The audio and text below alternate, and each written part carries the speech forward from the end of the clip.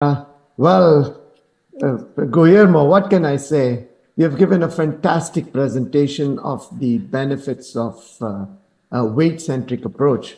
But I have to defend the other side. And these are my conflict of interest disclosures. Really nothing they're not paying me to give this talk. And of course, my biggest conflict is that I support glucocentric approach. So Professor Humpierrez has supported the weight-centric approach, and it's really an honor to debate with you. A few years ago, I had the privilege of debating Dr. Ratner, who was then the chief scientific and medical officer at Endocrine Society on metformin versus weight loss versus exercise for diabetes prevention. And for those of you in the audience who don't know, Professor Humpierrez is from Ecuador. He's from a city called Guayaquil, which I've gone there. But in Ecuador, if you go there in Bogota, you can see the center of the earth. There is a line over there. Just a little trivia point about him. Very humble person. But I'm going to support the glucocentric approach. And I will argue that I think this is the right choice for your patient. Let's take a patient from our clinic. I mean, what Professor Umpierrez has presented is all very ideal, but we live in the real world. So here you have this patient, 52 years old, diabetes, hypertension, dyslipidemia, A1C 8.4. He's on metformin, lisinopril, atorvastatin. He's been told lose weight, but he's got a living to make. He's got a job to go to. BMI 30, blood pressure's okay, and he's, of course, centrally obese. So what would you advise this patient? Weight-centric or glucocentric? But before we decide, as Guillermo has nicely pointed out, only about 10 to 15% of those who have diabetes, they are lean. They have other problems over there. By far and away, yes, the bulk are there. And of course, he said, how do we define obesity? It's actually a linear relationship. 30, 25. There are people who are 22 and the lean fat Indian who's got, how do you find him out over there? Do you do a CT scan, DEXA, skin fold thickness? Well, we can do what it is. But let's say you just decided on a weight-centric approach because Professor Guillermo has convinced you that, hey, it's really good. But let's look at intensive diet and lifestyle. The cost is variable. It could be low if you just do walking, but you're not going to get much benefit. And moderate to high, you need to go to a gym, you need to, get a trainer and all that. Adherence is highly variable. 2 times a week, 3 times a week, you might miss it. It's raining, it's too cold. Recidivism rate is extremely high, 80 to 90% in most studies at 2 years. Efficacy is variable, unpredictable. You don't know who's going to lose the weight. And the benefits, of course, as he showed, is dependent on how much weight. You don't lose weight really. You may get some metabolic benefits. Short-term cardiovascular metabolic mortality benefits, as of today, really none. Short-term. Long-term also is uncertain. The best data is from the Daching study in China. They've got 30 years of follow-up, but Daching study was not randomized. It was, each clinic was, said, you do this, and that's what it was. So let's look at the Look Ahead trial, which was the largest study looking only to see intensive lifestyle, lose weight, and see what happens. 5,000 patients, intensive lifestyle, decrease calories, increase physical activity. I don't know how many of my patients will go on a 1,200 calorie diet and run for 175 minutes away. Other group, yes, do your regular thing. They said 7%. That seems to be the magic number. What happened? The trial was stopped early by the NIH because they said, futile, there's no point continuing on. Follow-up for 10 years almost. So what was the weight loss? They started at 100 kilos, came down to 92, and by the end of the study, they were 93. Pretty good, actually. Plus the control group, 96. So 3 kilos difference between them. Good. Hemoglobin A1C at the end, about the same, 7.3, 7.4. So not much change. And they said an intensive lifestyle focusing only on weight loss did not reduce CV events in overweight or obese adults over 10 years. But they went back and looked at it. They said, let's see if it affects mortality. Again, did not significantly affect mortality risk. This is the cumulative hazard for mortality. 20 years of follow-up. Look what's there. Hazard ratio 0.91, not significant. And you can see over there.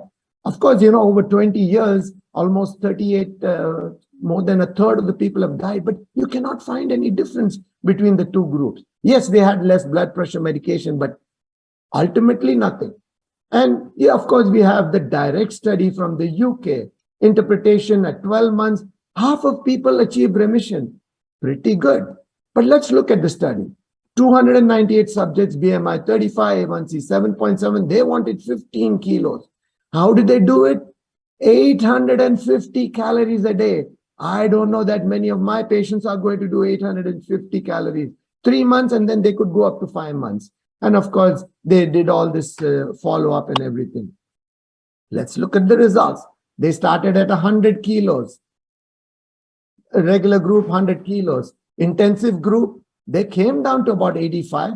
And credit to them, they stayed at 85. But there were some people who didn't do it. They go back after the first phase, they said, yeah, we can't do this anymore. Even after that, when they went to the from 6 months, 12 months, we can't do it anymore. 17% of people, but 83% of people did do it. They went back and looked at 2 years. Now what it is, at 2 years, it's not half the people. It's a third of the people who've come down. Granted, they get some glycemic legacy or whatever it is, weight legacy. Let's look at the weight. 100 kilos. These people have come down about 98 kilos. These people are about 90. So good deficit over there. But again, some people are not, about 17% are not really, they're not dropping out over there. Best study, Swedish obesity study. So let's look at it. They had 2,000 subjects. 20% got gastric banding, vertical banded gastroplasty, 12%. This is because the study was done in the 1980s and 90s. Control group, non-randomized. So they just said, hey, you guys, maybe the person was not fit for surgery. That's why he was put there. And it's a poor case anyway. It was matched prospective. As of December 2018, they had follow-up for 24 years. So, I mean, that's a pretty good amount. And they had a control group, 22 years. What did they find? They didn't give me weight over there. They gave BMI. These people, pretty obese, 40, 41 in Sweden, came down to about 32, 33, went up a little bit to 35. Control group stayed over there, BMI. But you can see huge spread over there. The brown are the people who got the surgery. Let's look at mortality. Now, this is over 30 years, which they are showing us over here. That is a general group, their reference group, no obesity. Their death rate is 5.2 per thousand. What about the guys who got bariatric surgery? It is reduced, but it is doubled the original group. They are 10.7 per thousand at 30 years. And how much difference between the other people? Yeah, 13.2, a little heavy. But remember, this was not a randomized group. They were just chosen over there, but because maybe, in my opinion, they were not fit for surgery or they were not motivated. I don't want surgery. Anyway, among patients, obese bariatric surgery, longer life expectancy, but still double that in the other population. And this is a bad disease. I agree with you, obesity and diabetes. Were there problems? Of course there are problems. Alcohol consumption, alcohol problems, all are increased after gastric bypass surgery and over there. Granted, this is in Sweden. How much? About a justice hazard ratio of about 5, actually. That's okay. They lost the weight, but now, hopefully they're drinking red wine. They're falling more and hurting themselves. They get admitted to hospital. How much? Increased risk of serious fall-related injury. Hazard ratio? 1.21. So they're falling more. I don't know. They lost weight. They lost muscle mass. They became a little bit there. What about the cost? I looked it up in India. It's about 5 lakhs. People have to put the money up front. It's very ideal, but not really practical. This is from the NIH website. What are all the things of weight loss? Bleeding, infection, leaking from the stomach, small intestines. They're stapled, diarrhea, blood clots. Follow-up intervention, surgery, hospitalization, very common in 5 months. 1/3 of patients will need that. Follow-up procedures are more frequent after bypass, which is the best surgery. Rarely you can get death. You went to lose weight. Unfortunately, the person died. Of course, this is well known. Dumping syndrome, low blood sugar, gallstones, well known. You get much more gallstones, malnutrition, vomiting, ulcers, bowel obstruction, hernia. This is what really caught me. In the look ahead study, they went back and looked at cognitive performance. Now, you would think if you lose your weight, yeah, you're going to do it. But get what? This is what they said. Improvements in glycemic control, but not necessarily weight status during intensive lifestyle, may be associated with better subsequent cognitive performance. These associations vary, of course, by adiposity and CVD history. So it was glucose control which improved cognition, not weight. And the first author on this, Owen Carmichael, guess what he said? This is to an online journal. The more you lowered your blood sugar, the better cognitive function was. Weight loss was a mixed bag. And they gave lots of reasons. For want of time, I'm not able to go into that. So what if you decide for your patient glucocentric approach? And Professor Guillermo nicely said, yes, there are these two drugs, GLP-1 receptor agonists and the SGLT2 inhibitors. But remember, they were introduced for glucose control. And of course, they do it independent of your diabetes. That is different. But they do lower your blood glucose. By the way, they also, through different mechanisms, lower body weight. But that's an added benefit. But your glucose control comes down. And diabetes, as of today, is defined by blood glucose. So let's see. Let's come back to our patients. 57 years old, dyslipidemia, hypertension. I would submit if you did a echo, he's got diastolic dysfunction, but he meets the inclusion criteria for the declared study with SGLT2 inhibitor. As you all know, 17,000 patients, but 10,000 patients did not have established atherosclerotic disease. So like our patient in the clinic, and they were followed for 4 years, not 20 years, 4 years. Of course, there were two primary endpoints, CV death, hospitalization for heart failure, 17% relative risk reduction, and P was significant for superiority. Of course, the MACE did not meet the endpoint over there, but this is in 4 years. But you get some bonus, and MACE, of course, as I showed you, the P was not significant for superiority, but in people who had established cardiovascular disease, yes, it was superior post hoc analysis. Renal composite. The EGFR fall more than 40% with EGFR less than 60 and all that. 24% relative risk reduction.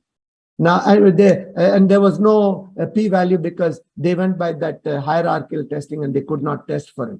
And this was in an editorial in Diabetes Care. They said in type 2 diabetes and multiple risk factors, dapagliflozin reduce heart failure adverse outcomes regardless of your baseline, and it supports in a broad primary prevention population. Like most of the patients you see in the clinic, diabetes, hypertension, dyslipidemia, they meet the criteria.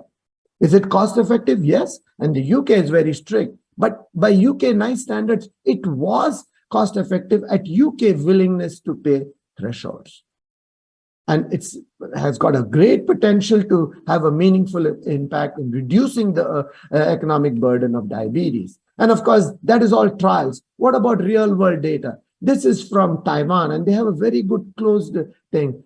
Look at that. All-cause mortality hazard ratio 0.51. Yes, there are not many people, 3,000 and 4,000 the other group. They did all the propensity score matching.